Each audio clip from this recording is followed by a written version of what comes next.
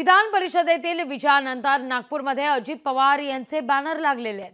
बॅनरवर अजित पवार यांचा चाणक्य असा उल्लेख करण्यात आलेला आहे। नागपूर विधान भवन परिसरात ही बॅनरबाजी करण्यात आलेली आहे।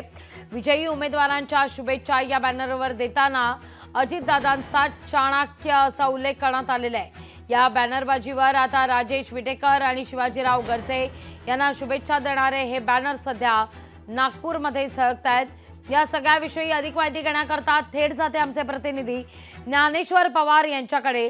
ज्ञानेश्वर, एकतर नागपूरमध्ये अजित पवार यांचा चाणक्य असा उल्लेख केलेला बॅनर झळकताना दिसतोय विधान परिषद निवडणुकीकरता।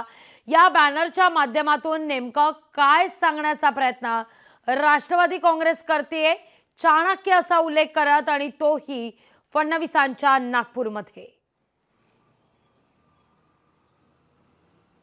अगदीच लागवी काल महायुतीने 9 तर महाविकास आघाडीने 2 विधान परिषदेच्या जागा जिंकलेल्या आहेत। त्यामध्ये निश्चितच अजित पवार यांनी जे आहे ते सरशी घेतल्याचं या ठिकाणी दिसून आलेलं आहे। कारण की 40 आमदार असताना पहिल्या पसंतीची 47 मतं जी आहे ते अजित पवारांच्या उमेदवारांना मिळालेली आहे आणि त्यांनी दोन्ही उमेदवार जे आहेत ते या ठिकाणी निवडून आलेले आहे। त्याचमुळे जे आहे ते नागपूरमध्ये जे आहे ते त्यांच्या कार्यकर्त्यांचे आहे ते नागपूरच्या विधान भवन परिसरामध्ये जे आहे ते माझ्या मागे जो बॅनर दिसतोय बॅनर लावण्यात आलेला आहे आणि यावर उल्लेख करण्यात आलेला आहे की राजकारणामधील चाणक्य अजितदादा अशा पद्धतीचा उल्लेख करण्यात आहे। कारण की जी विधान परिषदेची निवडणूक झाली यामध्ये कुठेतरी अजित पवारांनी निश्चितच जी आहे ती सरशी घेतली आहे। कारण की त्यांनी महाविकास आघाडीची जवळपास 7 मतं जे आहे ते फोडलेली आहे आणि आपल्या उमेदवारांना मिळवून दिले। त्या अनुषंगाने जे आहे ते कार्यकर्त्यांनी उत्साहामध्ये जे आहे ते नागपूरच्या विधान भवन परिसरामध्ये जे आहे ते बॅनर लावले। त्यामुळे शहरामध्ये जे आहे ते बॅनरची आता चर्चा होताना दिसत आहे।